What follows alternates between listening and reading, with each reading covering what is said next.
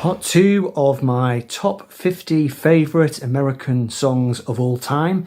So in part 2 we're going to count up from 40 up to 31. So I've got a combination today of vinyl and CDs. So let's get straight down to it. So coming in at number 40 we have Janelle Monáe, and I was very keen to include this because I do have a habit in my videos of just focusing on older music. Now I'm going to call this new music, but I'm sure it dates back years and years. I think it was 2000 and I can't read it, maybe 2010. And this is an amazing album. Janelle Monáe is a contemporary R&B singer, artist. She's had quite a long career. This is the only album by her that I've ever bought or heard. I can't remember where I came by it. I think it's a concept album, but it ranges across a huge variety of musical territory. It's orchestral, it's pop music, it's R&B, it's funky, it's maybe a little bit proggy at times. But the song that I totally love on here, and which I've been known to listen to on repeat in my car, is Cold War, which comes probably on the vinyl, would be side 1 of the record. It's about track 6. It's quite a busy song, it's quite fast, it's quite propulsive, it's got a great melody and all sorts of strange psychedelic effects going on. She turns in a really great vocal performance. I just really like it. The whole album is tremendous, but that song, it's just very quick, it's very quick fire, it's very concise, and I think it's just really well done. It's just a really great little pop song. So there we go. Coming in at number 40 we'll have Janelle Monáe and Cold War. Right, coming in at 39, I couldn't leave this bunch out. The first time I heard the song in question, it was a cover version, and if I tell you it was by Tom Petty, you'll probably know what I'm talking about. So this is the Byrds. But I'm going to go with I'll Feel a Whole Lot Better, the Gene Clark song, which is on their debut album, the second track. I first got to know the song via the Tom Petty album, Full Moon Fever, which no doubt will be making an appearance later on in this particular series. Tom's version is very close to the original, and in fact when I heard the original version I was a bit disappointed because at the time I was really heavily into the Jeff Lynne production sound, and Tom Petty's version is very crisp, it's very kind of modern sounding. The Byrds version, obviously it's recorded in the 60s, so it doesn't have the same kind of fidelity, but I've grown to like it over the years. I'm not sure if I prefer it to the original. They're both good. Anyway, it's a great song. Gene Clark, I think, was a really great songwriter. No doubt there are hardened Byrds fans out there who will say there's plenty more finer work to be highlighted from them, but I thought I would have that one as I do really like it. The other song that I really like by the Byrds is So You Want to Be a Rock and Roll Star, which I first heard a live version of that done by The Move at the Marquee in the 60s, but I'll go with that one. I'll Feel a Whole Lot Better. Okay, coming in at number 38 is a great song from a CD compilation that I bought back in the 90s, which I haven't listened to for many years. I need to give this a spin again. The New Orleans Hit Story, 20 years of big easy hits, 1950 to 1970. This would have been on the back of me getting into Dr. John and learning about New Orleans music. There are some great songs on this record. You've got stuff by Chris Kenner, I Like It Like That, parts 1 and 2.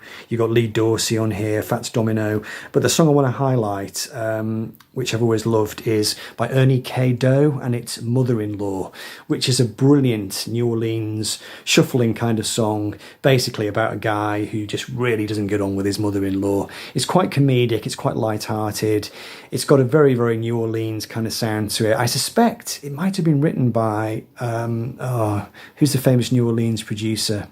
His name escapes me, I'll put it on the screen, but it's a great song. I've only ever heard 2 songs by Ernie K-Doe, and they're both on this compilation. The other one here is Wanted, $10,000 Reward, which is also a good song. But I do really love Mother-in-Law, and I can't remember who did the cover version that I heard recently.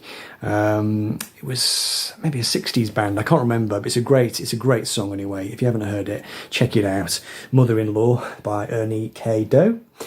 That was number 38, so we'll do 37 now, back to the vinyl, and I could not leave out this guy. Now the record's not in the sleeve because there's a seam split and I've got the record separately, but this is Roy Orbison and his album In Dreams, and I have got a bit of a collection of Orbison's records on the go, a collection which I add to on a very irregular basis. They do occasionally turn up in the UK in charity shops. So I thought I'd go with what I think is his greatest song actually, and it is the title track of this album, In Dreams, which is known as being an absolute belter. Essentially, what's great about it is that it doesn't really have any kind of proper pop song structure. There's no verse, there's no chorus, there's no middle eight. It starts and it progresses and it ends, and it obeys its own inner structure or its own inner momentum. It's almost sort of stream of consciousness. There's no attempt there to make it fit into any of the formulas that were around for pop songs back in the day. Of course, his vocal performance is just absolutely stunning. That kind of mock operatic quality, maybe his best example of that actually in his entire catalogue.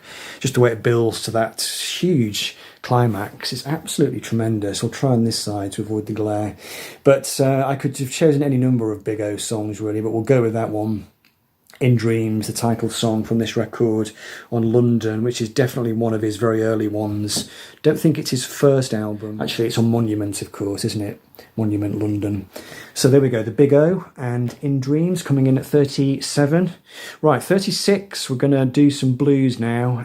And this, again, I would have heard this back in the 90s on a CD compilation. I had a CD and it was called something like 20 R&B hits that inspired the Rolling Stones, and this was on it. The track is Bright Lights, Big City.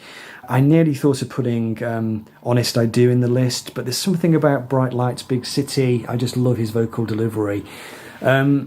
Famously, Jimmy Reed, apparently, he was always pissed when he was making his records, or at least when he was performing live, and he used to sit on a tall stool, and I think it was his wife used to sit at his feet, and every time he started to fall off his stool, she would prop him back up again. I'm not sure if it ever sort of affected his performance, but he's got this very laconic style, this kind of slow shuffle, quite lazy. His drummer, Earl Phillips, was a great jazz drummer, and he played in this very minimal, kind of laid-back style, really minimal, almost doing nothing, just kind of plodding, not plodding, but shuffling, just in that great kind of laid-back kind of style. You can absolutely see why all those British R&B artists in the 60s fell in love with this stuff. When you listen to Jimmy Reed, it doesn't have the sort of macho-ness of, say, like a Muddy Waters or a Howlin' Wolf or John Lee Hooker, that kind of male machismo. There's a slightly different vibe to it. It's just a bit sloshed, really, probably. But he had a great way, Jimmy Reed, of coming up with these little pop songs, really, little jazzy pop songs. They were not just straight, boring 12-bar blues. They had something else going for them. So I will go with that one, because that was the song that was on that compilation, Jimmy Reed and Bright Lights, Big City, Went to My Baby's Head. Right, number 35. I'm going to show a record, but the song in question is not on the record. I've got a CD here, and this is the CD that I first got the song on. This is Al Green and the High Masters. I'll show the record, which is Al Green's greatest hits, but it's not on here.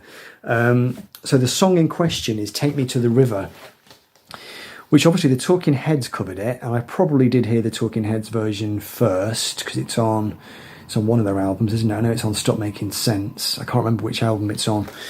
But I first heard it one kind of early morning in Leeds after a kind of outdoor party. We were camping and we came out into the morning sunshine, and somebody was playing this song, Take Me to the River, just on a ghetto blaster, on the little sort of campsite where we were, and it sounded absolutely amazing. And I think the next day, I went into town and bought that CD, the Al Green High Masters, and I've always loved it. It's just got a great groove, it's got a great feel. Al Green was known for his slightly kind of not slushy, but sort of lover boy lyrics. It was all very sort of late night seduction, and I've got to be in the mood for it, to be honest with you. But that track, Take Me to the River, it's got a different thing going on. It's got that really lovely high records, crisp production sound. Great drumming from oh God, who would it have been now? Maybe Al Jackson? I'm not entirely sure. Anyway, yeah, great song. Absolutely love it. Not on this record for some reason. Not sure where it falls in his discography. Maybe it was too late for this one.